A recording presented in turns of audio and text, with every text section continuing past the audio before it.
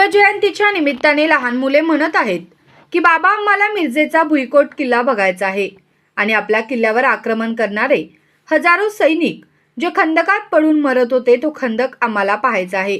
त्याचबरोबर खंदकातील बुरुज, प्रवेशद्वार, दरवाजे आम्हाला बघायचे आहेत। आता या मुलांना ऐतिहासिक भुईकोट किल्ला दाखवायचा असेल आणि या किल्ल्याची ओळख दाखवायची झाली तर सर्वप्रथम किल्ल्यातील खंदकाच्या वर उभारण्यात आलेली 23 मजली इमारतीचा जुमला हीच या किल्ल्याची आता ओळख झाली आहे हे सांगावे लागत आहे। खंदक आणि बुरुज दाखवायचा झाला तर भाजीपाला बाजाराची इमारत ही ओळख दाखवावी लागत आहे। किल्ल्याच्या प्रवेशद्वाराचे अस्तित्वही समाप्त झालेले आहे। दोष कुणाला द्यायचा याची माहितीही सांगणं आता अवघड झालं आहे। गुरुवारी मिरजेत ऐतिहासिक भुईकोट किल्ल्याच्या बुरुजावर छत्रपती शिवाजी महाराजांची 396वी जयंती साजरी करण्यात आली।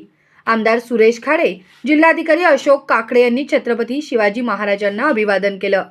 दुर्लक्षित गडकिल्ल्यांच्या संवर्धनासाठी शासन आता प्रयत्न करू लागले आहे।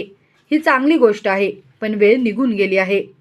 चांगला संकल्प केला जातो, त्यानंतर निधीही दिला जातो, पण पुढे काय? आपल्या शहरातील ऐतिहासिक शिवकालीन वैभवाची साक्ष देणारा हा गडकिल्ला केवळ साक्षांकित कॉपी स्वरूपातच यापुढे मांडावा लागणार आहे। काय म्हणून या मिरज शहराचं व्यवस्थित आहे, कुठलीच रचना या शहराला नाही। प्रस्थापितांनी या शहराला उद्ध्वस्त करण्याचं कामच केलं आहे।